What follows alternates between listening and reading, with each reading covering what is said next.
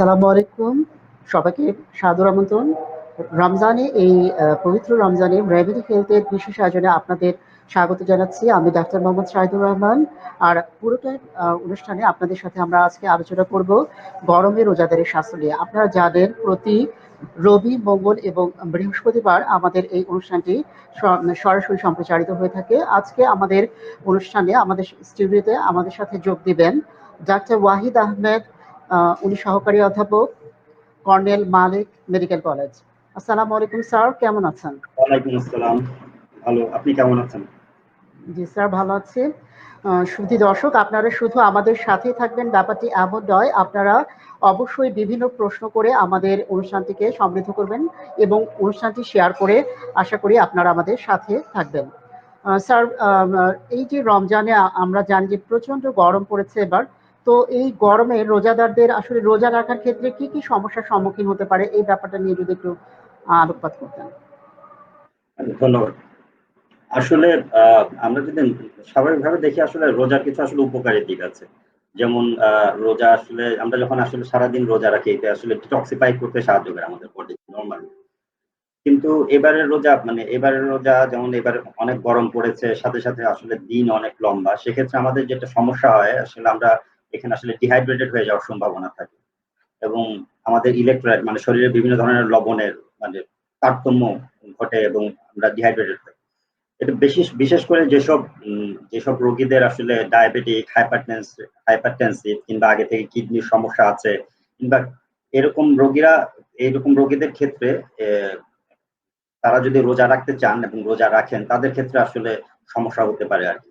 এই ব্যাপারগুলোতে আসলে আমাদের আসলে যেটা দরকার, আমরা যদি আমরা রোজা রাখি, সেক্ষেত্রে ধরা যাক আমরা ইফতার থেকে সেহরি এই সময়টাতে আসলে প্রচুর পরিমাণে নিজেদেরকে আসলে হাইড্রেটেড করা, অর্থাৎ প্রচুর পরিমাণে পানি খাওয়া অথবা ইলেকট্রোলাইট রিচ লিকুইড খাওয়া আসলে উচিত। এবং ইলেকট্রোলাইট রিচ লিকুইড অথবা আমরা ফলমূল খেয়ে আসলে আমরা সারাদিনে যে ঘাটতি হবে, এটা আসলে আগে থেকে মানে আগে থেকে আমরা পূরণ করতে পারি আর কি। তো যদি আমরা আসলে একটা হচ্ছে যে ডিহাইড্রেটেড হতে পারি, ফলে আমরা রোজার শেষের দিকে, দিনের শেষের দিকে আমরা হঠাৎ করে একটু মাথা ঘুরাতে পারে, একটু ফাঁকা ফাঁকা লাগতে পারে মাথা। কেউ কেউ আসলে একটু হাইপোগ্লাইসেমিক হয়ে, মানে ধরেন রক্তে গ্লুকোজের মাত্রা কমে যেতে পারে। এবং খুব বেশি আসলে যদি আমরা এই ডিহাইড্রেটেড হয়, অর্থাৎ পানি শূন্যতা যদি দেখা দেয়, সেক্ষেত্রে আসলে অনেকের ক্ষেত্রে আসলে একটু সিভিয়ার যদি হয়, মানে অজ্ঞান হয়ে যেতে পারে আর কি। যদি তাদের আসলে মানে আমরা তাদেরকে আসলে ট্রায়াস করে, অর্থাৎ কে রোজা রাখতে পারবেন অথবা কে রাখতে পারবেন না, রোগীগুলোর ক্ষেত্রে যাদের ক্ষেত্রে আমরা বলেছি যে যাদের রিস্ক ফ্যাক্টর আছে, তাদের ক্ষেত্রে যদি আমরা এগুলো আসলে স্ট্র্যাটিফাই করে, অর্থাৎ ঠিক না করে যদি আসলে আমরা রোজা রাখি, সেক্ষেত্রে আসলে কারো কারো ক্ষেত্রে সমস্যা হতে পারে। আচ্ছা স্যার, আরেকটি প্রশ্ন সেটা হচ্ছে যে একজন রোজাদার প্রতিদিন আসলে কত গ্লাস পানি খাবেন ইফতারের পর থেকে সেহরি পর্যন্ত, এরকম কোনো ইনস্ট্রাকশন আছে কিনা? এরকম আসলে কোনো ইনস্ট্রাকশন ওভাবে দেয়া নেই। যেমন ধরেন যে আমরা আসলে যেটা বুঝি যে একজন মানুষের আসলে খুব সহজ হিসাব হচ্ছে আমরা বডিতে আসলে কতটুকু আমার পানি দরকার সারাদিনে। সারাদিনে পানি দরকার কতটুকু, এটা আসলে হিসাব হচ্ছে এরকম যে গড়ে আসলে একটা মানুষের মানে আমরা ইনপুট আউটপুট সবকিছু মিলে আসলে মিনিমাম একটা লোকের ২,৫০০ থেকে ৩,০০০ ml, অর্থাৎ হচ্ছে ২.৫ লিটার থেকে ৩ লিটারের মতো সারাদিনে আসলে তার আসলে পানি দরকার। তো আমরা যদি এর মধ্যে আসলে ২.৫ লিটার ৩ লিটার হলে আসলে ব্যাপারটা আসলে ১০-১২ গ্লাসের মতো হয়। ১০-১২ গ্লাস এতটুকু যদি খেতে নাও পারে, সে এট লিস্ট যদি ৮ থেকে ১০ গ্লাস এর মাঝখানে পানি খায়, মানে অন্যান্য পানি এবং তরল মিলে, সেক্ষেত্রে আসলে তার মোটামুটি আ যে ঘাটতিটা এটা পূরণ হওয়া সম্ভব। যদি না তার আগে থেকে, যেমন ধরুন যাদের ক্ষেত্রে আসলে কার্ডিয়াক ডিজিজ মানে হার্টের ডিজিজ আছে, যারা আসলে খুব বেশি পানি নিতে পারবে না, অথবা যাদের ক্ষেত্রে কিডনির সমস্যা আছে, তারা আসলে এগুলো ডাক্তারের সাথে কথা বলে সে আসলে কতটুকু নিতে ঠিক করবে। স্বাভাবিক ক্ষেত্রে একজন লোক আসলে ৮ থেকে ১০ গ্লাস বা ১০ থেকে ১২ গ্লাস পানি খেতে পারে। ধন্যবাদ স্যার। আরেকটা জিনিস যেটা হচ্ছে যে এই যে এই রমজানে চা, কফি এসব খাওয়ার ব্যাপারে কোনো নির্দেশনা আছে কিনা? কারণ অনেকেই আসলে চা, কফি খায়। মানে দেখা যাচ্ছে জাস্ট ইফতারি পরে খাচ্ছে, বা দেখা যাচ্ছে এই ক্যাফেইন জানি আমরা এগুলোর মধ্যে কনটেন্ট করে। তো এই ব্যাপারটাতে কোনো ইনস্ট্রাকশন আছে কিনা? না, ক্যাফেইন আসলে আমাদেরকে ডিহাইড্রেট করে। যেমন ধরুন ক্যাফেইন খেলে তার আসলে মানে মিউচুরেশন বেশি হতে পারে। মানে এরকম ক্যাফেইন, অ্যালকোহল এই জাতীয় জিনিসপত্র যাদের আছে, আমাদের তো আসলে রমজানে অ্যালকোহল নিষেধ। তো যাদের আসলে ক্যাফেইন চা এগুলোর ক্ষেত্রে দেখা যায় কি যে আসলে সে ডিহাইড্রেট হওয়ার চান্স থাকে, এগুলো আসলে যতটা না পূরণ করে তার চেয়ে আসলে তার ঘাটতি খুব বেশি যদি খায় আমরা সেক্ষেত্রে আসলে সমস্যা করতে পারে যদি খুব বেশি নেই আর এর চেয়ে আপনার পিওর ওয়াটার কিংবা ইলেকট্রোলাইট রিচ ওয়াটার গুলো খাওয়াই ভালো অথবা ফলমূল খাওয়াই ভালো এই অভাবটা পূরণ করে। আচ্ছা, যারা স্যার ডায়াবেটিক রোগী আছেন যারা, তারা এই যে খেজুর আমরা প্রতিদিন খাচ্ছি আসলে ইফতারিতে, তো তাদের ক্ষেত্রে কি খেজুর খাওয়ার ক্ষেত্রে কোনো ইনস্ট্রাকশন আছে কিনা? আচ্ছা, এটার ব্যাপারে আসলে খুব মানে এটা আসলে ব্যক্তি নির্দিষ্ট করে আসলে কে কতটুকু খাবে, কিন্তু তারপরও নর্মালি যেটা বলা হয়েছে আপনি একটা মাঝারি সাইজের খেজুরি আসলে একজন ডায়াবেটিক পেশেন্ট একটা খেতে পারে, মানে মোটামুটি বড় সাইজের একটা খেতে। যদি যেদিন সে উনি খেজুর খাবেন ওই দিন উনি আসলে মানে এটা আসলে কেউ যদি জিলিপিও খায় সেক্ষেত্রে আসলে এটা মানে রিভার্স হবে, কেউ যদি আসলে ওই ইফতারি যদি সে জিলিপি খায় সেক্ষেত্রে আসলে ওই দিন উনি খেজুর খাবেন না একটা। যদি খেজুর খান সেক্ষেত্রে একটা খাওয়াই ভালো, এক থেকে দুটো আসলে বেশি হয়ে যাবে। যদি একটা বা দেড়টা এর মাঝখানে উনি থাকতে পারেন সেক্ষেত্রে ভালো। আচ্ছা স্যার, আরেকটা জিনিস যে অনেকেই এই রমজান মাসে আসলে শাক খেতে চান না, আসলে দেখা যাচ্ছে ইফতারি বাসের এবং শাকের আইটেমটাই আসলে দেখা যাচ্ছে থ্রু আউট রমজানে রাখা হচ্ছে না, মানে এই ব্যাপারে অনেকটা মিথ আছে যে শাক খেলে হয়তো অনেকে দেখা যাচ্ছে যে পেটের সমস্যা হবে, এরকম বিভিন্ন ধরনের কথাবার্তা বলে থাকেন। এই ব্যাপারটা আসলে কি কতটুকু সত্যি বা আদৌ সত্যি কিনা, ঠিক কিনা, এই ব্যাপারটা যদি স্যার একটু বলেন। শাক খেলে পেটের সমস্যা হবে এটা আসলে মানে জেনারেলাইজ করে ফেলা ঠিক না জিনিসটা। শাক খেলে সবার ক্ষেত্রেই হবে ব্যাপারটা এমন না। যেমন ধরেন আমাদের আমরা আমরা আসলে যারা জানি যে আমরা আসলে আইবিএস এর যাদের পেশেন্ট আছে অথবা কারো ক্ষেত্রে আছে যে আসলে শাক সেন্সিটিভ, মানে অর্থাৎ ফাইবার সেন্সিটিভ, তারা হয়তো শাক খেলেই আসলে পায়খানা বেশি, তার মানে ওয়াশরুমে যেতে হয় বা একটু টয়লেটে বারবার যেতে হয়। কেউ আছেন আসলে দুধ বা দুধ জাতীয় খাবার খেলে হয়, কেউ কারো এরকম বিভিন্ন খাবারের ক্ষেত্রে এক একজনের ক্ষেত্রে এরকম সেন্সিটিভিটি থাকতে পারে। তো শাক আসলে সবার জন্য খেলেই তার সমস্যা হবে ব্যাপারটা এমন না। কারো যদি আগে থেকেই তার শাক খেলে সাধারণত সমস্যা হয়, কেউ যদি এমন থাকেন সেক্ষেত্রে উনি এড়িয়ে চলতে পারেন না। কিন্তু আমরা মানে এটা জেনারেলাইজ করে দেওয়া ঠিক না। শুধু দর্শক মন্ডলী, আপনারা দেখছেন যে রেমেডি হেলথ নিবেদিত আমাদের রেমেডি হেলথ টক, আমাদের সাথে রয়েছেন ডক্টর অধ্যাপক সহকারী অধ্যাপক ডক্টর ওয়াহিদ আহমেদ, উনি কর্নেল মালিক মেডিকেল কলেজে রয়েছেন। তো দর্শক, আপনারা বিভিন্ন প্রশ্ন করে আমাদের সাথে অংশগ্রহণ করতে পারেন এবং অনুষ্ঠানটি শেয়ার করে আশা করি আপনারা আমাদের সাথে থাকবেন। স্যার, একটি প্রশ্ন অনেকেই করে থাকেন আমাদেরকে, সেটি হচ্ছে যে অনেকেরই দেখা যায় যে ইফতারি করার পরপরই মাথা ব্যথা করে। হ্যাঁ, তো এই মাথা ব্যথাটার কারণ কি আসলে, বা করলে পেশেন্ট আসলে কি করতে পারে সেক্ষেত্রে? এখানে আসলে আমরা ইফতারিতে যেটা হয় আমাদের আসলে প্যারাডিন হয়, মানে আমি একটু আগে হয়তো অলমোস্ট হাইপোগ্লাইসেমিক স্টেটে ছিলাম, মানে ধরেন আমাদের গ্লুকোজ লেভেল প্রায় কম ছিল এবং হঠাৎ করে আমরা আসলে অনেক বেশি লো, মানে অনেক বেশি খেয়ে ফেলি আমরা সাধারণত আমাদের দেশে যে ট্রেন্ডটা বা আমাদের উপমহাদেশের দিকে যে ট্রেন্ডটা যে ফাস্টিং ফিস্টিং হয় বা এর চেয়ে বেশি ধরেন ফাস্টিং হলো এর পরে এটা স্বাভাবিক যে ফাস্টিং এ গ্লুকোজ লেভেল যে লেভেলে থাকে এই ইফতারির পরপরই এটা শুট করে অনেক উপরে উঠে যায়, তখন খুব তাড়াতাড়ি খুব অল্প সময়ের মধ্যে অনেক উপরে উঠে যায়। তো ওই সময়টাতে একটা এই আমরা যদি ইফতারির সময় আসলে লিকুইডটা বেশি খাই এবং এই যে তেল বা ভাজা পোড়া যেগুলো আসলে আমাদের মানে এটা খুব অল্প সময়ের মধ্যে অনেক সমস্যা করে, তেল বা এই ভাজা পোড়া বা অন্যান্য রিচ কার্বোহাইড্রেট জাতীয় ফুডগুলো, এগুলো যদি আমরা আসলে একটু মেপে বা পরিমাণ মতো খাই, একটু পানির পরিমাণ বেশি খাই অথবা যে খাবারটা খাবো আর একটু সময় নিয়ে কেউ যদি খায় সেক্ষেত্রে আসলে এরকম হঠাৎ করে যে মাথা ব্যথা করা অথবা হাইপোগ্লাইসেমিয়া অথবা একটু হঠাৎ করে ডিহাইড্রেটেড হওয়া এই ব্যাপারগুলো আসলে কমে আসবে। ধন্যবাদ স্যার। দর্শক, আপনারা আমাদের সাথে থাকুন এবং আপনারা প্রশ্ন করুন, স্যার আমাদের সাথে রয়েছেন এবং বিভিন্ন প্রশ্নের কিন্তু উত্তর দিচ্ছেন। আচ্ছা স্যার, একটি গুরুত্বপূর্ণ বিষয় যেটা হচ্ছে এখন আমরা দেখছি যে বিভিন্ন মানুষের আসলে করোনা হচ্ছে এবং অনেক করোনার ক্ষেত্রে দেখা যাচ্ছে করোনার কিন্তু সেইভাবে লক্ষণ থাকছে না, সাইন সিমটম ছাড়া যেসব করোনা পেশেন্ট রয়েছেন, এই রমজানে তারা কি আসলে রোজা রাখতে পারবেন কিনা, এই ব্যাপারটা কিন্তু সবাই আসলে এখন জানতে চাচ্ছেন যে আসলে রোজা রাখাটা তাদের জন্য ঠিক হবে কিনা। এই ব্যাপারটা যদি স্যার একটু আলোকপাত করেন। এটা আসলে খুব মানে জটিল একটা মানে সীমারেখা আর কি। এখন মনে করেন যে কারো যদি আসলে সাইন সিমটম না থাকে ব্যাপারটা এমন না যে আমরা আসলে বলতে, এমন হতে পারে যে যার এখন সাইন সিমটম নেই উনি আসলে খুব প্রাইমারি স্টেজে আছে, এমন হতে পারে যে মানে আমরা আসলে খুব নিশ্চয়তা দিয়ে বলতে পারি না যে উনি আসলে এখন সাইন সিমটম মানে অ্যাসিমটোম্যাটিক্যালি ধরা পড়েছেন মানেই উনি আসলে সিমটোম্যাটিক্যালি টার্ন করবেন না, এটা আসলে এত জোর দিয়ে বলা মুশকিল।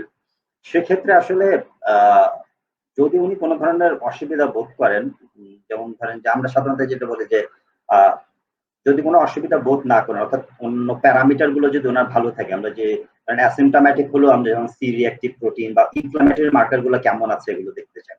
যে আসলে ইনফ্লামেটরি মার্কার গুলোতে যদি আসলে তেমন কোনো সমস্যা না থাকে সেক্ষেত্রে উনি রাখতে পারেন।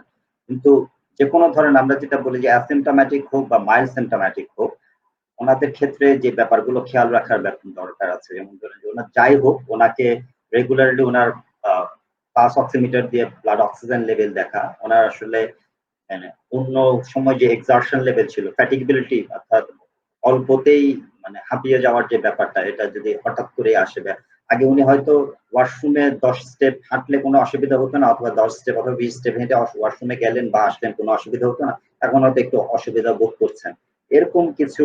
কিংবা আমরা যেগুলো বলি যে আসলে তার অন্যান্য সিমটম গুলো, যেগুলো সিভিয়ারিটি সিমটম গুলো যদি কোনো কারণে অল্প একটু দেখা যায়, অথবা তার ইনফ্লামেটরি মার্কার গুলো যদি আনস্টেবল লেভেলে থাকে সেক্ষেত্রে না রাখাই ভালো। আর যদি উনি আসলে ইনফ্লামেটরি মার্কার গুলো স্টেবল অবস্থায় আছেন, উনি আসলে কোনো ধরনের কোনো অসুবিধা বোধ করছেন না, সেক্ষেত্রে উনি হয়তো রাখতে পারেন আর কি। তবে যে কোনো সময় উনি অসুবিধা বোধ করলে সেক্ষেত্রে রোজা উনি ছাড়তে পারেন আর কি, অবশ্যই হুজুরের সাথে কথা বলে। আমরা আমরা আসলে বললে তো ওনারা আসলে বুঝবেন না, আমরা আমাদের পক্ষ থেকে বলবো। স্যার চমৎকার করে উত্তরটি দিয়েছেন। দর্শক আশা করি আপনারা ব্যাপারটা বুঝতে পেরেছেন যে আসলে আপনারা কখন করোনার ক্ষেত্রে রোজা রাখতে পারবেন, কখন আসলে রোজাটা ছেড়ে দিতে হবে, অথবা কোন কন্ডিশন আসলে আপনার রাখা যাবে না, সেই ব্যাপারটা কিন্তু স্যার অনেক চমৎকার করে আপনাদেরকে জানিয়ে দিলেন। তো স্যার একটা জিনিস কিন্তু আমরা এই রমজানে প্রায় দেখছি যে বিভিন্ন টেলিভিশনে ইফতারের যে হাটগুলো দেখানো হচ্ছে, বাজার দেখানো হচ্ছে, এবং আমাদের অনেক মানুষই কিন্তু সেসব যে বাজার থেকে আসলে ইফতারি কিনে এনে বাসায় খাচ্ছেন। তো এটা আসলে কতটুকু স্বাস্থ্যসম্মত, সে ব্যাপারে যদি একটু স্যার আলোকপাত করেন। না, ইফতারিতে আমরা আসলে বাজারে যে ইফতারি গুলো দেখানো হয়, যেমন ধরেন যে আমরা পুরনো ঢাকার দিকে কিংবা যেসব জায়গায় আসলে মানে আমাদের আসলে রমজান মানেই এই ইফতারির আগে খুব ঝাল ভাজা পোড়া, মানে আমাদের যেগুলো ইফতার দেখায় সবগুলোই আসলে বেশ গুরুপাচ্য খাবারের, যে এই খুব ঝাল ভাজা পোড়া খুব ভালো, মানে খুব ভারী ধরনের খাবার। আপনি যদি মানে এটা আসলে খুব আমরা আপনি মানে আপনি প্রশ্ন করেছেন অথবা যেই প্রশ্ন করুক, অথবা আমরা সবাই জানি আসলে গুরুপাচ্য খাবার আপনি যখনই খান আপনার সমস্যা হতে পারে। আর রমজানে সারাদিন আপনি রোজা রাখার পর যখন আসলে আমরা এই জাতীয় খাবার একটু যদি আমাদের মানে অল্প খেতে পারেন আপনি অসুবিধা নেই, কিন্তু যদি আসলে বেশি পরে আসলে এটা সমস্যা করবে, যে পেপটিক আলসার ডিজিজ হতে পারে, ওনার আসলে অন্য ধরনের খারাপ লাগতে পারে, bloating peptic ulcer disease. Sir যদি একটু নির্দিষ্ট করে মানে আপনি ইফতারিতে মানুষ আসলে কি খাবে সেই জিনিসটা যদি একটু স্পেসিফাই করে বলে দেন, সহজ করে আর কি, মানুষ আসলে কতটুকু কোনটা খেতে পারবে। কতটুকু কোনটা খেতে পারবে, এটা ধরেন আপনি যদি আসলে ক্যালোরির ব্যাপারটা বলেন সেক্ষেত্রে এটা আমার পক্ষে বলা একটু মুশকিল, এটা আসলে হয়তো যারা পুষ্টিবিদ আছে ওনারা আরো ভালো বলতে পারবেন। কিন্তু আমরা আসলে জেনারেলি যে ব্যাপারটা ফলো করতে চাই অথবা ফলো করতে বলি, তা এটা হচ্ছে যে আসলে ইফতারিতে আমরা প্রচুর পরিমাণে তরল এবং ফলমূল রাখি, প্রচুর পরিমাণে মানে শরবত হতে পারে, পানি হতে পারে, এই জাতীয় খাবারগুলো প্রচুর খাবো। এবং ফলমূল বলা হয়েছে যে আসলে ফলের জুসের চেয়ে ফল ভালো, কারণ আপনি যদি ফল খান সেক্ষেত্রে আপনি একটা ফাইবারও নিচ্ছেন, মানে আরো র র ফ্রুট বরং ফ্রুট জুসের চেয়ে ভালো। তো কেউ যদি র ফ্রুট খায় প্রচুর পরিমাণে, সে যদি উনি যদি আসলে আহ এমনিতে শরবত খান অথবা পানি খান প্রচুর পরিমাণে, ছোলা খেলেও এগুলো যদি কম মশলা দিয়ে রান্না করা হয়, কিংবা কেউ যদি আসলে কাঁচা ছোলা খেতে পারেন খুব, যদি পেঁয়াজ অথবা বেগুনি খান, এগুলো আসলে পরিমাণ যদি একটা অথবা দুটোর মধ্যে হয় খুব ভালো। তো আর বাকিটা আসলে মানে আর এই যে আপনি বললেন যে খুব গুরুপাচ্য খাবার যেগুলো আছে, যে যেগুলো আমরা খুব বাজারে খুব দেখি যে এই এই যে পুরান ঢাকার যে ইফতারি গুলো আছে, এত ওগুলো আসলে খুব অল্প করে খাওয়াই ভালো। যদি খেতে চান আপনি কখনো হয়তো খেতে পারেন অল্প, কিন্তু আসলে প্রতিদিনই খাবো বা প্রচুর পরিমাণে খাবো আসলে এটা আসলে শরীরের জন্য খুব একটা, সারাদিন ফাস্টিং এর পর আমরা আসলে ফাস্টিংটা আসলে একটা ডিটক্সিফাইং ওয়ে, যে আমাদের মানে সারাদিন যে আমরা এই আমাদের নর্মালি আমাদের যে জমানো কার্বোহাইড্রেট আছে অথবা জমানো ফ্যাট গুলো আছে, এগুলো তো আসলে আমরা যদি সারাদিন রোজা রাখি, এটা মানে ধর্মীয় ব্যাপার ছাড়াও এটা শারীরিক ভাবেও এটা আমাদের উপকারী। আমরা যদি এই শারীরকে ডিটক্সিফাই করার যে ওয়েটা, তো আমরা আসলে সারাদিনে একটা প্রক্রিয়ায় থাকার পর দিন শেষে আমরা আবারও রিভার্স প্রক্রিয়ায় গেলে বডি আসলে এটা কোপ আপ করতে সমস্যা হয়, তখন আসলে আমাদের অন্যান্য শারীরিক সমস্যাগুলো দেখা দেয়। আর একটা জিনিস অনেক দর্শক জানতে চাচ্ছেন, সেটা হচ্ছে যে এই রমজানে করোনা ভাইরাসের যে ভ্যাকসিন আছে, ভ্যাকসিনটা কি আসলে তারা দিতে পারবে কিনা? সেকেন্ড ডোজ, ফার্স্ট ডোজ, অনেকের অনেক ধরনের ডোজ আছে, এই জিনিসটা নিয়ে যদি একটু হ্যাঁ, এটার ব্যাপারে যেটা বলা হয়েছে এটা সম্ভবত মানে কিছু এই সৌদি আরব কিংবা অন্যান্য মিডল ইস্টের বেশ কিছু গ্র্যান্ড মুফতির কাছ থেকেও এই ব্যাপারে এই ফতোয়া এসেছে যে আমরা যদি রোজা রাখা অবস্থায় আমরা ভ্যাকসিন গুলো দিই, তাতে রোজার কোনো ক্ষতি হবে না। আর ভ্যাকসিনের নিজস্বতা আসলে খুব মাইল্ড কিছু সাইড ইফেক্ট ছাড়া তেমন কিছুই নেই। তো ভ্যাকসিনের জন্য ভ্যাকসিন দিলে একটা হচ্ছে যে রোজার কোনো ক্ষতি হবে না, আর সেকেন্ডলি ভ্যাকসিন নিজেও সেফ, যে ভ্যাকসিনের জন্য ভ্যাকসিনের পার্শ্ব প্রতিক্রিয়ার জন্য কোনো সমস্যা হওয়ার কথা না। মানে এখন পর্যন্ত তেমন রিপোর্টের খুব বড় ধরনের সমস্যা রিপোর্টেড নাই। এই যে স্যার প্রচন্ড গরম হচ্ছে, আপনি কিরকম আসলে পেশেন্ট পাচ্ছেন বেশি এই সময়টাতে? এই গরমে কি ধরনের পেশেন্ট গুলো আসলে বেশি আসছে? এখন আসলে ব্যাপারটা হয়েছে কি যে এই কোভিড এবারের রমজানের ব্যাপারটা ডিফারেন্ট হয়েছে আর কি। যেমন ধরুন এবারের রমজান আসলে আমরা যদি প্রতি 10টা রোগী দেখি, তার মধ্যে 6টা রোগী আসলে কোভিড এর পেশেন্ট।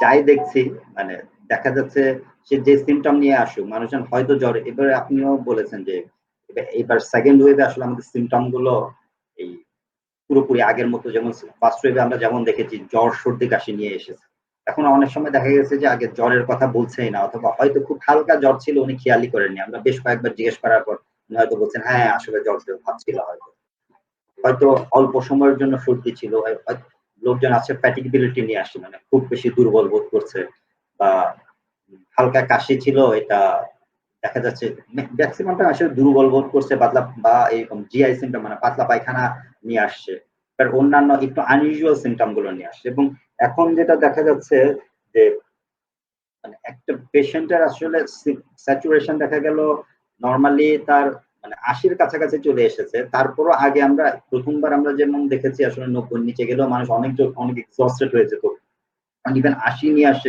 এই অবস্থায় উনি আসলে চেম্বারে চলে আসছে। মানে আমি বলতে চাচ্ছি উনি আসলে হেঁটে চেম্বারে আসতে পারছে, আমরা চেক করার পর দেখলাম সে আসলে উনি আসলে 80 থেকে 90-র মধ্যে ঘোরাফেরা করছে। তো খুব অল্প সময়ে খারাপ হয়ে যাচ্ছেন। বেশিরভাগ রোগী আমরা যাই দেখছি ম্যাক্সিমামই আসলে কোভিড এর পেশেন্টই আসছেন, আর একটু খারাপ রোগীগুলো আসছেন আর কি। আর অন্যান্য ক্ষেত্রে যদি বলেন যে আসলে রমজানের জন্য আলাদাভাবে কোনো সিমটম, যেমন পেপটিক আলসার ডিজিজের পেশেন্ট আমরা কিছু কিছু পাচ্ছি, যে রমজান রাখছে, কেউ হয়তো মানে সেহরি না খেয়ে রোজা রাখছেন, কেউ হয়তো যে ইফতারিতে খুব বেশি খেয়েছেন, এরপরে পেটের ব্যথা শুরু হয়েছে, এরকম কিছু রোগী আসছে। আর বাকি হচ্ছে নর্মালি ক্রনিক ডিজিজের পেশেন্টরা যারা আসলে অ্যাডজাস্ট করতে আসেন, যেমন ধরুন যে ডায়াবেটিস আছে, উনি আসলে ডায়াবেটিসে আনকন্ট্রোল হয়ে গেছেন, কিংবা হাইপারটেনশন, অন্যান্য নর্মাল যেগুলো থাকে স্ট্রোক, ডায়াবেটিস, হাইপারটেনশন, এই জাতীয় পেশেন্ট। তো বেশি যেটা ব্যাপারটা হচ্ছে আসলে আপনি যতটাই রোগী দেখেন তার অর্ধেকের চেয়ে বেশি আসলে আপনি কোনো না কোনো ভাবে হিস্ট্রি নিয়ে দেখা যায় আসলে সে আসলে কোনো না কোনো ভাবে আপনি চেক করলেই কোভিড পজিটিভ পাচ্ছেন, অথবা কোভিড পজিটিভ না পেলেও আপনি যদি এইচআরসিটি করেন, আপনি সন্দেহ করলেন স্যাচুরেশন কমেছে, এইচআরসিটি আসলে তার ইনভলভমেন্ট অনেক বেশি, 30% এর উপরে, 40% এর উপরে। আরেকটা জিনিস দেখা যাচ্ছে স্যার যে কোভিড থেকে পেশেন্ট আসলে ভালো হয়ে যাচ্ছে, কিন্তু তারপরে দেখা যাচ্ছে বিভিন্ন ধরনের সাইকোসিস ডেভেলপ করছে, তো সেইগুলোর ক্ষেত্রে কি কোনো পরামর্শ আছে আপনার স্যার? দেখা যাচ্ছে বিভিন্ন ধরনের প্রবলেম, আসলে সে বলছে যে মাথা ব্যথা করে যাচ্ছে, ঘুম হচ্ছে না, এই ধরনের বিভিন্ন ধরনের কিন্তু প্রবলেম পেশেন্টরা আপনার নেগেটিভ হয়ে যাওয়ার পরে এসব বলছেন, যে তাদের ক্ষেত্রে দেখা যাচ্ছে প্রায় অনেকদিন এই প্রবলেমগুলো থেকে যাচ্ছে। তো এটার ক্ষেত্রে কি কোনো আসলে পরামর্শ আছে কিনা? এটা আসলে সুনির্দিষ্ট ভাবে মানে আপনি যদি আমাকে এভাবে বলেন যে আসলে পোস্ট কোভিড মানে লং কোভিড সিনড্রোমের পার্ট হিসেবে সাইকোসিস যেগুলো আসছে, না আগে কোভিড ছিল, কোভিড ভালো হয়ে গেছে, তারপর দেখা গেল উনি হেডেক নিয়ে আসছেন, অথবা দেখা যাচ্ছে সাইকোসিস অথবা ডিপ্রেশন নিয়ে আসছেন, মানে নিউরোলজিক সাইকিয়াট্রিক সিমটম গুলো নিয়ে আসেন। হ্যাঁ, আপনি যেটা বলেছেন আমরা এরকম বেশ কিছু পেশেন্ট দেখছি, বা আমাদের আশেপাশে পরিচিত অনেককে দেখতে পাচ্ছি। তো এগুলো আসলে খুব মাইল্ড যদি হয়, আসলে যদি এমন হয় যে আসলে আপনি হেডেক আছে, আপনি হেডেক, এগুলো আমরা যেটা এখন পর্যন্ত এটার জন্য আলাদাভাবে এই বলে পোস্ট কোভিড এর জন্য আলাদাভাবে গাইডলাইন এসেছে এমন না। অন্যরা যেটা বলেছে যে পোস্ট কোভিড এ এরকম হচ্ছে, কোন রিপোর্টেড কেস আছে এরকম অনেকগুলো, এবং ওরা বলছে যে আসলে হেডেক হলে আপনি নরমালি হেডেক মানে স্ট্রেটিফাই করে ট্রিটমেন্ট দিতে পারেন, কিন্তু সাইকোসিস কিংবা মেজর ডিপ্রেসিভ ডিসঅর্ডার এরকম যদি কিছু হয়, এগুলো আসলে স্পেশালিস্টের কাছে গিয়ে নরমালি যেভাবে ট্রিট করে ওভাবে করার ব্যাপারেই নির্দেশনা আছে। কোভিড এর জন্য আলাদাভাবে কোনো ড্রাগের ব্যাপারে নির্দেশনা, নতুন ভাবে কোনো ড্রাগের ব্যাপারে নির্দেশনা এসেছে বলে আমার জানা নেই, আমি যতটুকু দেখেছি। একটা জিনিস স্যার, সেটা হচ্ছে যে এই যে শাকসবজি নিয়ে আগে একটা মানুষ যেটা বলছে যে শাকসবজির মাধ্যমে কোভিড আসতেছে কিনা, ফলমূল বাইরে থেকে কিনে আনতেছে, তো এই ব্যাপারগুলো নিয়ে এখনো মিথ আছে আসলে। কোভিড আসলে এইভাবে ছড়াচ্ছে কিনা, বা এই রমজানে তো আসলে আমাদের খাওয়া দাওয়ার ব্যাপারে ফলমূল শাকসবজি সবই তো আমরা ফাইবার এগুলো খেতে হচ্ছে, তো এগুলো আনা বা এগুলো আলাদা করে কোনো ক্লিন করার ব্যাপার আছে কিনা, বা আসলে সরাসরি খেতে পারবে কিনা, এগুলোর সাথে আমরা গত বছর যেরকম দেখেছিলাম সেরকম কোনো ভ্যারিয়েশন পাচ্ছেন কিনা স্যার? না, এবছর আসলে মানে গত বছরে আসলে প্রথম ছিল তো কোভিড, মানে প্রথমই এসেছে, আমাদের আসলে মানে ধারণাগুলো অত পরিষ্কার ছিল না, যে কারণে আসলে সবকিছুতেই এক ধরনের মানে ভয় কাজ করেছে। যেমন মানে আমি শাকসবজি ব্যাপার আসার আগে আরেকটা ব্যাপার আসে, এটা আসলে আমাকে খুব স্ট্রাইক করেছে, এই জন্য আমি উল্লেখ করছি। যেমন ধরেন যে আমাদের যখন কোভিড গাইডলাইন প্রথম তৈরি হয়, তখন আসলে মৃত মানুষ সৎকারের ব্যাপারে যে গাইডলাইনটা তৈরি হয়েছে, এটা আসলে ইবোলাকে ম্যানেজ করার জন্য যেভাবে তৈরি হতো, মানে আফ্রিকান ইবোলা, ঠিক একইভাবে যেখানে আসলে টাচ করলে আপনার ছড়ায় যায়। তো আসলে কোভিড তো ব্যাপারটা এমন যে আমরা ইভেন জানি, এবং গত কয়েকদিন আগে সম্ভবত ল্যান্সেটে একটা রিসার্চ আর্টিকেল এসেছে যেখানে বলেছে যে মানে কোভিড আসলে রেসপিরেটরি ওয়েতেই ছড়ায়, মানে মোস্ট অফ দা ইয়েতে, অন্যান্য ক্ষেত্রে আপনার ছড়াইতে পারে, মানে এয়ারবর্ন ট্রান্সমিশনের ব্যাপারে 10টা প্রমাণ এয়ারবর্ন ট্রান্সমিশনের মাধ্যমে যেটা মেইনলি ছড়ায়, এরভাবে একটা আর্টিকেল এসেছে আর কি। তো আপনি আসলে মৃত মানুষ তো আসলে শ্বাস নিতে পারে না, তো আসলে বলা হয়েছে যে কারো যদি আসলে বডিতে থাকেও, এটা আসলে 3 ঘন্টা পর আসলে তার মধ্যে থেকে আপনার ছড়ানোর কোনো চান্স নেই। আর মৃত মানুষের কাছ থেকে যদি তার কোনো কিছু ছিটকে আসে, এটা যদি আমার চোখে মুখে লাগে, সেক্ষেত্রে হয়তো কোনো চান্স আছে, যদি এই এরিয়াতে, আমাদের টি এরিয়াতে লাগে। আর এছাড়া তো আসলে মৃত মানুষের কাছ থেকে মানুষের ছড়ানোর কোনো চান্স নাই। তারপরেও দেখা যায় এখনো মানুষজন আসলে সৎকারের সময় পুরো পিপিই পরে বা ফুল গাউন পরেই আসলে আমরা এখনো সৎকার করছি, কারণ আমাদের গাইডলাইনে এখনো এসেছে এবং এটা আসলে চেঞ্জ হয়নি। তো এটা আসলে বললাম অপ্রাসঙ্গিক, মানে এটার আপনার কথাটা প্রাসঙ্গিকতা হিসেবে, গতবার আমাদের ব্যাপারটা প্যানিক ছিল বলে আমরা আসলে প্রত্যেকটা টাচ করলে, হ্যাঁ টাচ করলে ছড়াতে পারে, টাচ করলে আমি যদি কোনো কিছু টাচ করে, আমার মুখ টাচ করে এখানে আসলে ছড়াতে পারে, যেখানে আসলে কোভিড মানে অলরেডি ভাইরাস এসেছে। কিন্তু ওই যে শাকসবজি ফলমূল এগুলো এনে যদি আমরা যথেষ্ট পরিমাণে ভালো করে ধুয়ে রাখি, এবং এরপরে যদি আমি আমার হাতটাও ভালো মতো ধুয়ে ফেলি, অথবা ওখান থেকে আসলে মানে আমাদের মধ্যে কোভিড ছড়ানোর চান্স নাই বুঝতে গেলে, অলমোস্ট মানে অনেক কম। মানে এটা নিয়ে এখন এত ভয় পাওয়ার কিছু নেই, এবং আমার মনে হয় গত বছর যতটা আতঙ্ক কাজ করেছে, এই বছর এগুলো নিয়ে এত কথাবার্তাও হচ্ছে না আসলে, কারণ গত বছর প্রথমে ছিল মানুষজন আসলে সবকিছুতে কি হতে পারে একটা ভাবছিল, এখন অনেক কিছুই মানে সুনির্দিষ্ট হয়ে গেছে আর কি, যে কারণে আসলে আগের মতো আতঙ্কটা, ছড়ানোর আতঙ্কটা আগের মতো মানুষ তো এখন আসলে মুখের কাছে কথা বললেও ছড়াবে, এই সেন্স থেকেও চলে গেছে আসলে। আপনি শাকসবজির কথা বলেন। ধন্যবাদ স্যার, আপনি অনেক সুন্দর করে অনেকগুলো গুরুত্বপূর্ণ পয়েন্ট কিন্তু স্যার উল্লেখ করলেন। আপনারা এই যে মৃত মানুষের সৎকারের যে বিষয়টা আসলে বললেন, তো 3 ঘন্টা পরে কিন্তু আসলে ছড়ে না স্যার, খুবই একটা গুরুত্বপূর্ণ তথ্য দিলেন। এবং আমরা কিন্তু অনেকটা ট্যাবুর মতো, মানে দেখা যাচ্ছে মানুষ মারা যাচ্ছে তার কাছেও যাচ্ছে না, এবং স্যার বলেন যে হ্যাঁ, এবং দেখা যাচ্ছে আমরা মৃত যে স্বজন আছে তার মানে মুখ দেখা ছাড়াই তার দাফন হয়ে যাচ্ছে, জানাজা হয়ে যাচ্ছে, সব হয়ে যাচ্ছে। তো এটা একটা মানে ফ্যামিলির জন্য কিন্তু বেশ প্যাথেটিক একটা বিষয়। তো এই বিষয়গুলো থেকে কিন্তু আসলে দিনের পর দিন দেখা যাচ্ছে আমরা এই জায়গাগুলো থেকে আসলে ইম্প্রোভাইজড হয়ে আরো একটু বের হয়ে আসার মানে সময় চলে আসছে আসলে আস্তে আস্তে।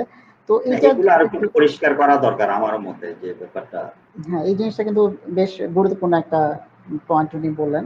এবং শাকসবজি ফলমূলের ব্যাপারটা কিন্তু থেকে অনেকে আতঙ্কিত আগে বেশি ছিলেন, এখনো কিছু আতঙ্ক রয়ে গেছে, কিন্তু আসলে এখন আতঙ্ক অনেক কমে গেছে গতবারের চেয়ে। এখন তো অনেকে একদম সামনে থেকেও কথা বলা যায়, যেটা বললেন যে মানুষ আসলে ঘরটায় ভয়ও পায় না এখন, এবং অনেকে তো মানে করোনা নিয়েও অনেক ধরনের ট্যাবু কাজ করতেছে। তো এগুলো থেকে আচ্ছা, এখানে একজন আমাদের প্রশ্ন করেছেন, আমি প্রশ্নটা দেখাই স্যার। উনি হচ্ছে প্রশ্ন করেছেন ফাতেমা আক্তার, উনি জানতে চাচ্ছেন যে যারা ওজন কমাতে চায়, হ্যাঁ, তাদের ক্ষেত্রে স্যার মানে খাবারের নিয়মটা কি হবে? যারা ওজন কমাতে চায় তাদের খাবারের নিয়ম আসলে প্রথমত হচ্ছে যে এটা আসলে যদি আপনি আমার কাছে জানতে চান সেক্ষেত্রে আমি যেটা বলবো যে আপনার আশেপাশে খুব সহজ উপায় আমি যেটা আমাদের রোগীদেরকে বলি যে সবচেয়ে সহজ উপায় হচ্ছে আপনার আশেপাশে যদি কোনো ডায়াবেটিক পেশেন্ট থাকে আপনি তার বইটা নিবেন, তার ওখানে 1200 কিলো ক্যালোরির যে পেজটা আছে আপনি 1200 কিলো ক্যালোরির পেজে যেভাবে খাবার দেয়া আছে আপনি ঠিক ওভাবেই ফলো করবেন। এবং মূলত আমাদের মূল আপনি যদি ডায়াবেটিক পেশেন্টের ওই পেজটা ফলো করতে পারেন এবং ওদের তো আসলে প্রিন্সিপাল কি আমরা আসলে কার্বোহাইড্রেটের পরিমাণ কমায় দেব। আমাদের প্রথম প্রিন্সিপাল হচ্ছে আমরা কার্বোহাইড্রেটের পরিমাণ খাবার থেকে কমায় দেব। অলমোস্ট চিনি যদি চিনি বা চিনি জাতীয় খাবার যদি আপনি খাবারের ক্ষেত্রে শূন্যের কোঠায় নামে আনতে পারেন বা খুব কমিয়ে আনতে পারেন সেক্ষেত্রে আপনার ওজন কমতে বাধ্য। আর আপনি যদি আমরা শুধুমাত্র ওই ডায়াবেটিক পেশেন্ট আমি যেটা বললাম যে আপনি 1200 থেকে 1200 1600 এই ক্যালোরির যে কোনো একটা পেজে যেভাবে আছে আপনি যদি ঠিক ওভাবেই ফলো করতে পারেন সেক্ষেত্রে এবং আপনি যদি রেগুলার আসলে হাঁটেন শুধুমাত্র মানে খাওয়ার একটা মেজর পোর্শন সাথে আপনি যদি ফিজিক্যালি অ্যাক্টিভ থাকেন সেক্ষেত্রে আসলে ওজন কমানো খুব সহজ। আপনি কয়েক মাসের মধ্যেই মানে আপনার ওজন কমানোর প্রথম শর্ত হচ্ছে আসলে কনসিস্টেন্সি। আমরা সবচেয়ে বড় ব্যাপার যেটা হয় যে আমরা এই যে খাবারের যে ব্যাপারটা আমরা প্রথম দিকে আমরা যখন ওজন কমানোর চিন্তা করি আমরা বেশিরভাগ ক্ষেত্রে আমরা যেটা করি যে আসলে নিজের মতো করে প্ল্যান করি। আমি ডায়াবেটিক পেশেন্টদের 1200 ক্যালোরির এটা বলার আরেকটা উদ্দেশ্য হচ্ছে ডায়াবেটিক পেশেন্ট ওরা কিন্তু সুষম খাবার চিন্তা করেই এই চার্ট গুলো তৈরি করা হয়েছে। মানে কারো ক্ষেত্রে খাবারের কোনো মেইন উপাদান কোথাও বাদ পড়বে না কিন্তু সে আসলে তার ওজন কমাতে পারবে। মানে যিনি চান তার ওজন কমাতে পারবেন আবার খাবারের কোনো উপাদানও তার আসলে ঘাটতি হবে না। তো আমরা যদি এরকম একটা সুনির্দিষ্ট চার্ট ফলো করি এবং সাথে যদি আমরা ফিজিক্যালি অ্যাক্টিভ থাকি সেক্ষেত্রে আসলে আমাদের পক্ষে ওজন কমানো সহজ। আর আমাদের ক্ষেত্রে ম্যাক্সিমাম ক্ষেত্রে যেটা হয় যে আমরা যদি খুব স্ট্রিক্ট মানে ডায়েটারি মেজারে যাই আমরা আসলে হয়তো কিছুদিন মানে আপনি যদি প্রচন্ড পরিমাণে ডিটারমাইন্ড অথবা প্রচন্ড ওজন কমানোর জন্য প্রথম শর্ত হচ্ছে ডিটারমিনেশন। মানে আপনার খাবার চার্টে স্ট্রিক্ট থাকা এবং এটা ডিটারমিনেশন। আপনি যদি ডিটারমাইন্ড থাকেন এবং আপনি যদি চার্ট গুলো ফলো করতে পারেন খুব সহজে আসলে আপনি সবচেয়ে ভালো উপদেশ হচ্ছে আসলে আপনি কোনো পুষ্টিবিদের সাথে যোগাযোগ করবেন। আপনি যদি কোনো পুষ্টিবিদের সাথে যোগাযোগ করতে অসুবিধা হয় সেক্ষেত্রে আপনি 1200 ক্যালোরি কিংবা 1400 1600 এই ক্যালোরি পেজ গুলো ফলো করতে পারেন। নয়তো পুষ্টিবিদের সাথে যোগাযোগ করলে ওরা যেটা করে যে আপনার ফিজিক্যাল অ্যাক্টিভিটির লেভেল কেমন, আপনি আসলে কতদিনে কমাতে চান, আপনি কতটুকু ফলো করতে পারবেন এগুলো নিয়ে ওরা আসলে মানে আপনার জন্য পার্সোনালাইজড একটা আসলে ডায়েট চার্ট তৈরি করে। স্যার আমাদের আরেকজন দর্শক প্রশ্ন করেছেন, মেহের খান ওনার নাম। উনি যে প্রশ্নটা করেছেন সেটা হচ্ছে যে সেহরিতে এমন কোনো খাদ্য আছে কিনা যা খেলে গরমে রোজা রাখা খানিকটা সহজ হয়ে যায়? আমি আসলে এক কথা বারবারই হয়ে যাচ্ছে তারপরেও বলি যে সেহরির ব্যাপারে যেটা বলা হয়েছে আমরা সেহরিতে আমরা যেরকম খাই আমাদের আসলে মেন্টালিটি সেহরিতে থাকে যে আমি আসলে এর পরে 14 ঘন্টা অথবা 12 ঘন্টা খালি পেটে থাকবো সো আসলে আমি যতটা সম্ভব খেয়ে নিই। বেশিরভাগের ক্ষেত্রে যেটা হয় যে আসলে গলা পর্যন্ত খেলাম যে তারপরে আপনার পুরো পুরো দিনের জন্য আমি আসলে আমার স্টোর করে নিলাম। ব্যাপারটা আসলে তা না। আসলে সেহরিতে আপনি যদি এই যে ব্যাপারটা এমন যদি হয় যে বলা হয়েছে সেহরিতে যে আপনি সেহরিটা কয়েকটা খেজুর, কিছু ফল, দুধ এবং কিছু পানীয় জাতীয় খাবার এগুলো দিয়ে যদি করতে পারেন সেক্ষেত্রে রোজা রাখা আপনার পক্ষে আসলেই সহজ হবে। কারণ পেটের যে ভারী ভাবটা বা আপনার উঠার পরে যে অস্বস্তিটা এই ব্যাপারগুলো থাকবে না, সাথে সাথে আপনার সারাদিনের হাইড্রেশন লেভেলটাও পুরো। চমৎকার স্যার। স্যার আরেকটা জিনিস আসলে অনেকে জানতে চাচ্ছেন সেটা হচ্ছে যে এক্সারসাইজের কথা আপনি বললেন বা ফিজিক্যাল অ্যাক্টিভিটির কথা বললেন। যারা আসলে রেগুলার এক্সারসাইজ করে বা যারা আসলে দৌড়ায় বা হাঁটে তো তাদের ক্ষেত্রে এটা এই রমজানে কখন করবেন? অনেকে বলছেন যে জাস্ট বিফোর ইফতারি একটা এক্সারসাইজ করে নিতে হবে। অনেকে আবার বলছেন যে আফটার ইফতারি আমরা একটা করব, অথবা অনেকে বলছেন যে তারাবি নামাজ পড়লে তখন আর এক্সারসাইজ লাগে না। তো আসলে মানে সঠিক তথ্যটা একটু যদি স্যার সবাইকে জানান। এটা আসলে মানে আপনি যেটা বলেছেন মানে আপনি প্রত্যেকটাই টাচ করেছেন আসলে মানে প্রত্যেকটা যেসব জায়গায় আসলে বলেছেন। এখন রিসেন্ট যে রমজানের যে গাইডলাইনটা এসেছে যেটা সম্ভবত এই বছর অথবা গত বছরে এসেছে, গত বছর শেষে এখানে যেটা বলেছে ওরা যারা বিশেষ করে ডায়াবেটিক পেশেন্টদের ক্ষেত্রে যারা ব্যায়াম করে অথবা যারা এক্সারসাইজ করে হাঁটাহাঁটি করে তাদের ক্ষেত্রে তারাবিটাই এনাফ। যদি আসলে তারাবি পরে ওনার সারাদিনে যে 30 মিনিট বা 30 মিনিট বা 40 মিনিট হাঁটার যে ব্যাপারটা এটা আসলে রিপ্লেস করবে তারাবি করলে এটা ওটার মতোই হবে, একই রকম এক্সারসাইজের মতোই হবে। তবে ইফতারির আগে করার চেয়ে ইফতারির পরে করাই ভালো। কেউ যদি আসলে মানে নরমালি হাঁটতে চায় সেক্ষেত্রে আসলে ইফতারির পরে করা ভালো। তবে করতে পারলে ভালো আরকি। ইফতারের পরে আসলে করা একটু টাফ। মানে তখন আসলে যেহেতু অনেক আমরা খাওয়া-দাওয়ার পরে শরীরটা এমনিতেই একটু ঝিমে আসে আরকি। এর চেয়ে আসলে এই কেউ যদি আসলে রেগুলার তারাবি পড়ে এটাই আসলে তার ক্ষেত্রে এনাফ। আর কেউ যদি এর চেয়েও আসলে ভারী এক্সারসাইজ করতে চায় সেক্ষেত্রে আসলে ইফতারি থেকে সে উনি রাতের খাবারের মাঝে বা ইফতারি থেকে সেহরির মাঝে ইফতারের পর কিছু পর থেকে করাই। ইফতারের আগে করলে হঠাৎ করে হাইপো হয়ে যাওয়া বা খারাপ লাগার চান্স। সারাদিন তো প্রচন্ড রকমের গরম থাকছে, সেক্ষেত্রে ডিহাইড্রেশনটা যেমন থাকছে এবং হাইপোগ্লাইসেমিয়া সব মিলে মনে হয় ইফতারের আগে করলে একটু মনে হয় টাফ হয়ে যাবে, ব্যাপারটা আসলে টাফ হয়ে রিস্কি। যাবে। দারুণ একটা ইনফরমেশন আপনারা পেলেন, আশা করি এই কনফিউশন আপনাদের দূর হবে। এবং আরেকটা যেটা স্যার বললেন যে ইফতারির পরে কিন্তু আসলে আমরা দেখবেন যে গাটা ছেড়ে দেয় এবং সবাই কিন্তু দেখা যাচ্ছে শুয়ে থাকে বা ইয়ে হয়ে যায়, দেখা যায় হঠাৎ করে মানুষের গায়ে শক্তি থাকে না। তো এই ব্যাপারটা আসলে কেন হয় স্যার, যে মানে ইফতারি করলো মানুষ দেখা যাচ্ছে সব এনার্জি শেষ, এখন শুয়ে থাকতেছে, বসে থাকতেছে বা এনার্জি পাচ্ছে না আসলে স্যার, এটা মানে কেন হচ্ছে? এটা আসলে আমি সায়েন্টিফিক্যালি ওভাবে ব্যাখ্যা দিতে পারবো কিনা জানি না। আমার যেটা মনে হয় এটা আসলে আমরা যেহেতু খাই, মানে আমাদের ওই যে এক্সস্ট এটা ফ্যাটিক হওয়ার একটা কারণ হচ্ছে রক্ত বেশিরভাগই স্টোমাকে চলে যায়। তো আসলে মাসেলে ওই ধরনের আসলে ব্লাড থাকে না। মানে এই জন্য আসলে ফ্যাটিক হওয়ার এটা একটা কারণ হতে পারে। এটা আসলে সায়েন্টিফিক কোনো এক্সপ্লেনেশন আমি আসলে মানে কোনো প্রমাণ ভিত্তিক বলতে পারবো না আরকি। এটা হচ্ছে আমার ধারণা। আমাদের পাকস্থলীতে আসলে তখন বেশি খাবার চলে যায় এবং সব ব্লাড সম্মত ওখানে চলে যায়, এটা মনে হয়। আর আরেকটা জিনিস হচ্ছে হঠাৎ করে গ্লুকোজ হ্রাসের জন্য কি কোনো সমস্যা হয় গ্লুকোজ কিনা বা হ্রাস না। আরেকটা হচ্ছে যেটা বলতেছিলাম যে গ্লুকোজ হ্রাস করে। ওই যে আপনি যেটা বললেন মাথা ব্যথা করে কিংবা খারাপ লাগে, এটা আসলে গ্লুকোজ হঠাৎ করে অনেক কম থেকে গ্লুকোজ আসলে পিকে চলে যায় অনেক হঠাৎ করেই। আচ্ছা স্যার, অনেক ধন্যবাদ। অনেকগুলো সুন্দর সুন্দর ইনফরমেশন আমাদের যারা দেখছেন তারা পেয়ে গেছেন আশা করি। তো স্যার, আপনি দর্শকদের উদ্দেশ্যে যদি কোনো টিপস দেন এই গরমে রোজা রাখার ব্যাপারে, শেষ পর্যায়ে আমরা চলে এসেছি, তাহলে আসলে দর্শকরা বেশ উপকৃত হয় এবং আপনার যদি কিছু বলার থাকে দর্শকদের উদ্দেশ্যে। আমি যেটা বলতে চাই আসলে আমরা ইতিমধ্যে আসলে এর মধ্যে আলোচনা করেছি। আসলে এবার যেহেতু রমজান, আমরা গরমের মধ্যে রোজা করছি এবং আমাদের সময়টা অনেক লম্বা। আমরা আসলে সেহরি থেকে ইফতার থেকে সেহরি এর মাঝখানে প্রচুর পরিমাণে তরল খাই বারবার করে। এবং সেই ইফতারের খাবারগুলো আমরা যদি অনেক বেশি খাই এটা যেন একটু সময় নিয়ে খাই। হঠাৎ করে অনেক বেশি খেলে ব্যাপারটা আসলে আ শারীরিকভাবে খারাপ লাগতে পারে।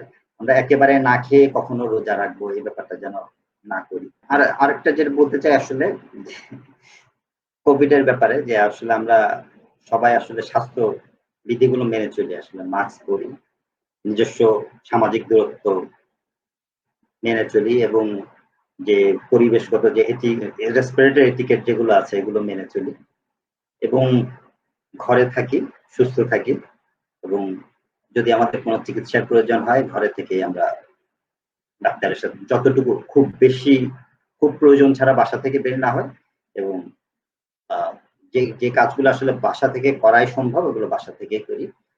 কোভিড ভাইরাসকে আসলে আমরা আটকে দেয়ার চেষ্টা করি এবং আমাদের মানে সুন্দর ভবিষ্যতের আমাদের সুন্দর এবং এখন যে আসলে আমাদের লকডাউন স্টেট চলতেছে, এই লকডাউন স্টেট থেকে বের হয়ে আসার জন্যই আমরা কিছুটা নিজেদের সংবরণ করি। ধন্যবাদ। আর রেমেডি হেলথকেও ধন্যবাদ যে এরকম একটা আয়োজন করার জন্য এবং আমাকে এখানে কিছু বলার সুযোগ দেওয়ার জন্য। ধন্যবাদ স্যার।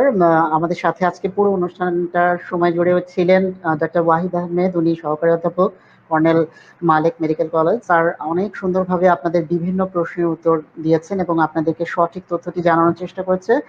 সুধী দর্শক, আমরা এই রেমেডি হেলথের বিশেষ আয়োজন পুরো রমজান জুড়ে আমরা প্রতি রবি, মঙ্গল এবং বৃহস্পতিবার আপনাদের সাথে নিয়মিতভাবে রয়েছি লাইভ প্রোগ্রামের মাধ্যমে। আমরা আশা করি আপনারা প্রতি রবি, মঙ্গল এবং বৃহস্পতিবার আমাদের সাথে থাকবেন এবং বিভিন্ন তথ্যের মাধ্যমে আমরা আশা করি আপনাদেরকে সহযোগিতা করতে পারবো। তো আজকের মতো অনুষ্ঠান আমরা এখানে শেষ করতে যাচ্ছি। সবাইকে অসংখ্য ধন্যবাদ।